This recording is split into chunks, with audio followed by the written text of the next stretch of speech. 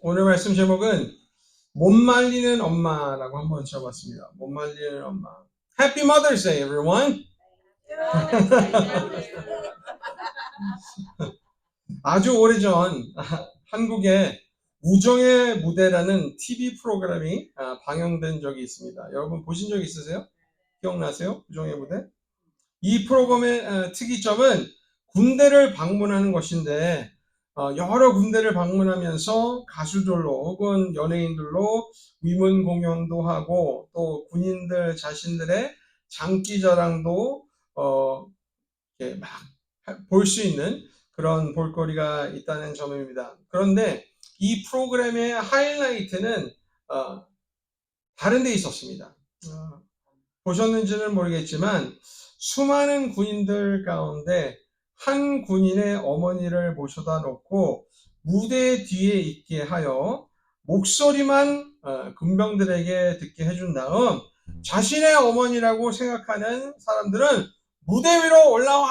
라고 이렇게 말합니다. 그러면 방청객에 있던 군인들이 여기저기서 일어나서 막 무대 위로 뛰어 올라가요. 그런데 그 모든 사람들의 군인들의 어머니는 아닐 거잖아요. 그 중에 한 명만 그 군인들의 어머니지 않겠습니까? 그리고 무대로 올라간 후에는 군인들에게 일렬로 서게 한 후 MC가 한 사람씩에게 다가가 마이크를 대면서 당신은 왜 이분이 당신의 어머니라고 생각하냐라는 질문을 합니다. 그러면 군인답게 우렁찬 목소리로 자신의 어머니가 확신하게 맞다며 그 이유를 말해주는데 그 이유들이 흥미로울 때가 있습니다. 어떤 군인은 누가 봐도 아닌데 그 뒤에서 말씀하신 어머니가 자신의 아들이 잘생겼다고 해서 그냥 나도 몰래 뛰어나왔다. 그런 사람이 있어서 웃음을 자아낸 적도 있고요. 또 어떤 군인은 무대 뒤에 계신 분이 자신의 어머니가 아닌 것을 잘 알고는 있지만 고향에 계신 부모님께 자신이 군대에서 잘 지내고 있다는 안부 인사를 하려고 나왔다고 해서 기특하고 또 듬직한 모습을 보이기도 하였습니다. 그런데 이들 중에는 그 사연에 마음을 먹먹하게 하는 그런 사연들이 이들이 있었습니다. 그들은 바로 자신들의 어머니가 일찍이 돌아가셨거나 아니면 평생 한 번도 본 적 없어 그 외로움을 그 그리워하는 마음을 표현하고자 나왔다라고 하는 사람들이 종종 있더라고요. 그럴 때마다 너나 할 것 없이 많은 눈물을 흘리는 것을 화면으로서도 그렇고 나 자신으로부터도 흘리고 있는 것을 볼 수 있게 되죠. 그만큼 어머니란 존재는 늘 그리운 존재가 아닌가 싶습니다. 좀 전에도 제가 말씀을 드렸지만 저는 개인적으로 여러분과 여러분의 어머니와 관계가 좋았는지 혹은 나빴는지 좋은 사이였는지 아니면 왼수 같은 사이였는지 그것은 잘 모릅니다. 하지만 어머니만이 줄 수 있는 그 따뜻한 사랑과 위로를 그리워하지 않는 사람은 아무도 없을 거예요. 그렇죠? 내 어머니가 아무리 못됐어도 그 어머니로부터 받고자 하는 그런 위로와 사랑, 그립고 원하지 않는 사람이 어디 있겠습니까? 그렇죠? 어쩌면 그래서인지 모르겠지만 영어로 엄마란 단어가 mother이잖아요. mother인데 이 단어가 한때는 세상에서 가장 아름다운 영어 단어로 선정되기도 되었다고 합니다. 엄마는 항상 그리운 존재인 거예요. 저희 딸 예진이가 아주 갓난아기였을 때 이야기를 좀 나누고자 합니다. 혼자 손발을 가누기 시작했을 때 손에다 과자 하나를, 아기가 먹는 과자 하나를 쥐어줬습니다. 그러니까 손에 온 힘을 주고 그 과자를 쥐고 있더라고요. 그리고 눈은 그 과자에서 떨어지지가 않았습니다. 매서운 눈으로 뚜렷하게 과자를 보면서 그 손을 입으로 천천히 다가오게 하였습니다. 그런데 결정적인 순간에 그 손이 입으로 향해야 되는데 볼로 향해서 볼을 딱 친 거예요, 본인이. 그러고 나서는 그것이 너무 분해서인지는 모르지만 으앙 하고 막 큰 소리로 울더라고요. 이 모습을 보고 저와 아내는 모두 그 자리에서 웃음을 터뜨렸습니다. 그런데 쟤는 계속 웃는 동안 저희 아내는 어느덧 아이를 달래면서 손을 입에다 대주고 있더라고요. 그것이 엄마와 아빠의 차이예요. 아빠는 계속해서 웃어요. 그리고 기회만 있었으면 그 순간을 막 비디오로, 사진으로 막 포착하려고 노력을 했을 거예요. 반면 엄마는 그것은 중요하지 않고 아이가 우니까 슬퍼하고 힘들어하니까 그것을 해결해 주려고 나서는 것이 바로 엄마라는 것입니다. 저 또한 이 같은 저의 딸의 모습을 기억하면서 바로 하나님과 우리의 관계가 이런 모습은 아닌가 싶다라는 생각이 들더라고요. 이 세상에 살면서 나름대로 우리 모두 최선을 다해 얼마나 노력하며 살았습니까? 누구에게도 신세지지 않고 자신의 노력으로 살아가려고 노력할 때 참 많았죠. 그런데도 잘 안 될 때 얼마나 많이 있었습니까? 그러면 저희 딸이 그런 것처럼 으앙 하고 우리도 하나님을 향해 원망하는 소리는 내지 않았을까 싶다라는 것입니다. 그런데 오늘 본문을 보면 하나님 자신께서 하늘의 아버지가 아닌 어머니처럼 우리를 위로하신다 13절에 말씀하고 있는 것을 볼 수 있죠. 우리의 마음속 깊은 곳에서 그리워하는 어머니의 사랑과 위로를 주를 믿는 자들은 하나님으로부터 또한 받을 수 있다 말씀하고 계신 거예요. 그리고 또 원로 목사님께서 좀 전에 성경 봉독을 하시기 전에 말씀하신 것처럼 오늘 본문이 이사야 66장은 이사야서의 마지막 장입니다. 마지막 결론을 지으면서 이 같은 말씀을 하신 거예요. 하나님의 심판을 받은 이스라엘에게 미래의 영광을 말씀하시면서 그 영광이 이럴 것이다 라는 말을 하시기 위해서 어머니와 자녀의 관계로 표현하고 있다는 것. 여러분 놀랍지 않습니까? 저는 매우 놀랍다고 생각해요.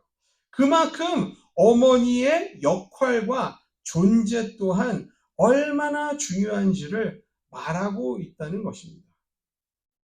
그런 반면 우린 엄마를 무시할 때가 참 많아요. 그렇죠? 말로 무시하고 행동으로 무시할 때가 참 많이 있습니다. 제가 그랬어요. 지금도 그래요. 그래서 이 말씀을 준비하면서 많이 찔렸습니다. 엄마는 아무것도 모르는 사람처럼 취급을 하였습니다. 엄마는 아무 힘도 없는 것처럼 대하였습니다. 저희 집에는 저희 아들이 이제 가장 큽니다. 보셔서 아시죠? 키도 가장 크고 덩치도 가장 크고 이제는 힘도 가장 셉니다. 그래서인지 엄마가 뭐라고 하면 투덜대면서 이제는 말끝마다 대꾸를 하더라고요. 그리고 힘으로 막 제압을 하려고 합니다.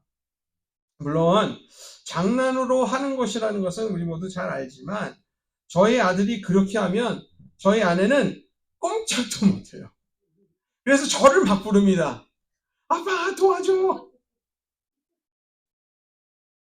그런데 사실은 다르죠. 엄마는 아무것도 모르는 사람이 아닙니다. 그 누구보다 지혜로운 분입니다. 엄마는 알면서도 모르는 척 해주는 사람이에요. 자식이 스스로 깨달을 때까지 기다려주시는 분이에요. 마음이 썩고 아파도 기다려주세요. 자식이 그리고 힘들어하면 소리 죽여 안 보이는 곳에서 눈물 흘리시는 분이십니다. 그리고 끝까지 인내하며 끝없는 사랑과 이해를 베풀어 주시는 분이 바로 우리의 어머니입니다. 자식이 무언가를 해내면 남들이 뭐라고 하던, 남들이 자신의 모습을 보고 뭐라고 말하던 적극적으로 치유해주고 격려해주는 분이십니다. 그래서 엄마는 결코 약한 사람이 아닙니다. 그 누구보다 강한 사람이죠. 자신의 몸이 힘들고 아파 아무것도 먹지 못해도 자신들이 아무리 늦은 시간에라도 배고프다 말하면 밥 챙겨주고 아프다 말하면 돌봐주고 병원까지 데려가 주지 않습니까? 그러니 엄마를 어떻게 약하다 말할 수 있습니까? 저희 어머니는 아직도 그래요. 그렇게 갖고 오지 말라고 그러는데 계속 이거 맛있다고 갖고 와요. 그러면 저는 왜 이런 거 갖고 오냐고 그래요. 그러면서 뒤돌아서 제가 다 먹어요. 애들도 안 주고. 이 같은 어머니의 지혜로움과 강인함이 어디에서 왔겠습니까? 여러분 이 질문 해보신 적 있어요? 이 같은 지혜로움과 강인함이 어디서 왔겠어요? 바로 우리를 만드시고 어머니를 만드신 하나님에게서 온 것 아닙니까? 오늘 본문으로 우리가 이 같은 사실을 알 수 있죠. 그런데 우리는 하나님을 향해서도 우리가 엄마에게 보이는 모습을 보일 때가 있습니다. 내가 좀 나이가 들었다고, 내가 좀 힘이 좀 더 세졌다고, 내가 좀 더 공부를 했다고, 사회 경험이 있다고, 뭘 좀 안다고 하나님을 무시하며 살 때가 참 많이 있죠. 그래서 내 뜻대로 살겠다고, 내 방식대로 살겠다고 해서 땅을 친 적이 얼마나 많이 있습니까? 이때 하나님이 아무것도 하지 않는 것 같아도 그런 것이 아니죠. 하나님은 우리와 항상 함께 하시며 우리를 기다려 주시는 분이시죠. 우리가 스스로 깨달을 때까지 인내하시는 분이십니다. 우리는 이 같은 사실을 꼭 기억하며 오늘 본문을 한번 잘 봤으면 좋겠습니다. 오늘 본문을 보면 7절로 8절에 엄마만이 할 수 있는 것을 말하고 있죠. 엄마만이 할 수 있는 것이 무엇입니까? 함께 볼까요? 7절로 8절입니다. 시온은 진통을 하기 전에 해산을 하며 고통을 당하기 전에 나말을 낳았으니 이러한 일을 들을 자가 누구이며 이러한 일을 본 자가 누구이냐? 나라가 어찌하여 하루에 생기겠으며 민족이 어찌하여 한순간에 태어났겠느냐? 그러나 시온은 진통하는 즉시 그 아들을 순산하였도다. 아멘. 자, 다시 여쭤보겠습니다. 엄마만이 할 수 있는 것이 무엇입니까? 바로 해산, 출산이죠. 그런데 본문에는 누가 봐도 이 해산에 대해서 특이한 점을 말하고 있다는 것을 볼 수가 있죠. 그것이 무엇입니까? 바로 진통이 없는 해산을 말하고 있다는 것입니다. 여러분들 저기 계신 어머니들 특히 다 출산의 경험이 있으시죠? 진통 없는 출산 해보셨어요? 상상할 수 있습니까? 상상할 수 없죠. 그런데 그런 일이 생길 거다 말하고 있는 거예요. 그래서 9절에 이런 일이 없기 때문에 이러한 일을 듣고 본 자가 어디 있느냐 질문하고 있는 것입니다. 참고로 시온의 진통 없이 출산한 자녀는 바로 새롭게 하나님의 백성으로 태어난 이스라엘을 의미하고 있는 거예요. 그래서 이 말은 주를 믿는 모든 자들을 뜻하고 있다는 것 또한 우리가 알아야 됩니다.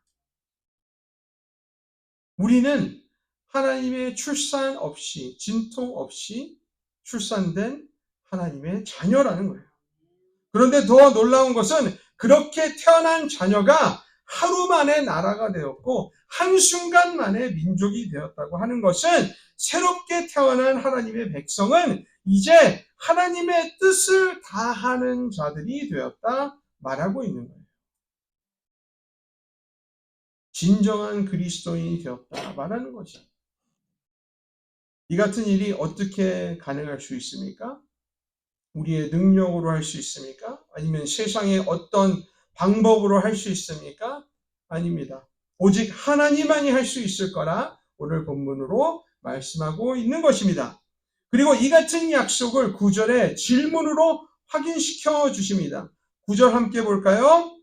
여호와께서 이르시되 내가 아이를 갖도록 하였은즉 해산하게 하지 아니하겠느냐? 내 하나님이 이르시되 나는 해산하게 하는 이인즉 어찌 태를 닫겠느냐 하시니라 라고 했어요. 이 말을 다시 하면 해산이 시작됐는데 갑자기 안 날 수 있겠냐 질문하는 거예요. 해산의 고통이 시작되고 해산할 시간이 다가왔는데 선생님 다음 주로 다시 예약 잡겠습니다. 할 수 있겠어요? 없죠? 막을 수 없는 거잖아요. 그렇죠? 이처럼 하나님의 계획, 하나님의 역사하심 또한 막을 수 없다 말하고 있는 거예요. 그의 역사하심을 막을 수 있는 자가 어디에 있겠습니까? 그리고 만약에 그 역사함을 막을 수 없다면 우리는 어떻게, 무엇을 해야 될까요? 그것이 바로 다음의 질문이겠죠? 이 질문에 대한 답을 10절로 13절에 하고 있습니다. 10절로 12절까지 함께 볼까요? 13절까지 다 보겠습니다. 예루살렘을 사랑하는 자들이여 그 성읍과 함께 기뻐하라. 다 그 성읍과 함께 즐거워하라. 그 성을 위하여 슬퍼하는 자들이여 다 그 성의 기쁨으로 말미암아 그 성과 함께 기뻐하라. 너희가 젖을 빠는 것 같이 그 위로하는 품에서 만족하겠고 젖을 넉넉이 빤 것 같이 그 영광의 풍성함으로 말미암아 즐거워하리라. 여호와께서 이와 같이 말씀하시되 보라 내가 그에게 평강을 강같이 그에게 문나라의 영광을 넘치는 시내같이 주리니 너희가 그 성읍의 젖을 빨 것이며 너희가 옆에 안기며 그 무릎에서 놀 것이라. 어머니가 자식을 위로함 같이 내가 너희를 위로할 것인즉 너희가 예루살렘에서 위로를 받으리니. 아멘. 뭐라고 말하십니까? 10절에 기뻐하라 말씀하시죠. 즐거워하라 말씀하시죠. 슬퍼하지 말고 또 다시 뭐라고 해요? 기뻐하라 하십니다. 본문 11절에는 무엇을 약속하십니까? 엄마의 품에서 위로와 만족함 그리고 풍성함으로 영광스러운 즐거움이 있으리라 약속하고 있죠. 또 본문 12절은 무엇을 말합니까? 그 만족함과 풍성함이 평강의 강 넘치는 시내가 되며 엄마의 품에 안겨 노는 아이처럼 될 거라 약속하고 있습니다. 이 같은 말씀에 대해 존 어스워터라는 학자는 이렇게 말하였습니다. 제가 그분이 쓰신 그 주석을 보고 제 눈을 사로잡은 세 가지 문구가 있었습니다. 그 문구를 여러분들과 나누고자 합니다. 하나는 이런 말입니다. 인간이 스스로의 필요를 채우려 할 때 그것은 마치 출산과도 같이 고되고 고통스러운 작업입니다. 그렇죠? 우리가 이 세상에 살면서 좀 잘 살아보려고 얼마나 힘들게 살았습니까? 그렇죠? 근데 이분이 이런 말을 해요. 그러나 하나님의 선물은 산고 없는 출산과 같습니다. 이 말이 맞습니까? 틀립니까? 맞으면 아멘으로 답하겠습니다. 두 번째 말은 아기는 자신의 필요를 충족시키기 위해 아무것도 하지 않습니다. 그렇죠? 아기가 자기의 충족을 위해 할 수 있는 것이 무엇이겠어요? 단지 자신의 절대적인 의존성을 온전히 받아들이고 제공된 것을 받아들일 뿐입니다.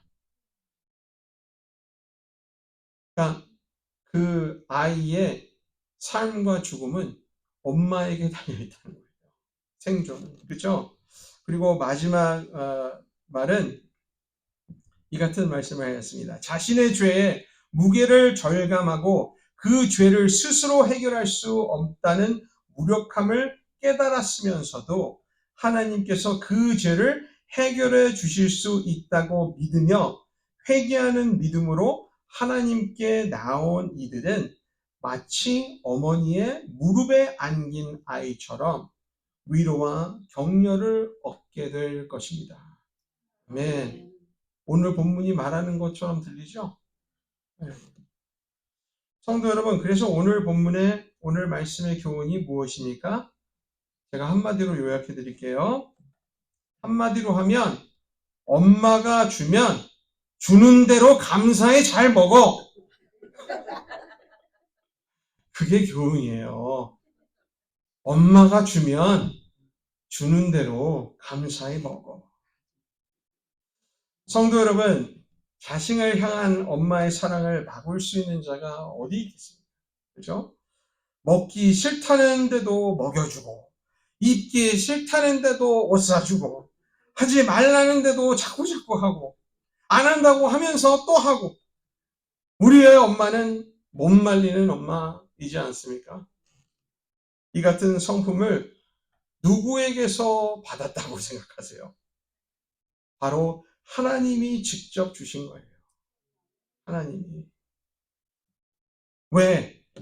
우리를 향한 하나님의 사랑이 바로 이와 같기 때문에 어머니를 통해서 그렇게 보여주시는 것입니다. 그러니 자신의 백성을 축복하고자 하는 하나님의 사랑을 누가 막을 수 있겠습니까? 답은 아무도 없지요. 성도 여러분, 이 같은 깨달음으로 엄마에게 받은 사랑을 보답하며 이 같은 깨달음으로 새롭게 태어나서 하나님께 당당하게 나아가는 저와 여러분들이 될 수 있기를 주님의 거룩한 이름으로 축원합니다. 함께 기도하겠습니다.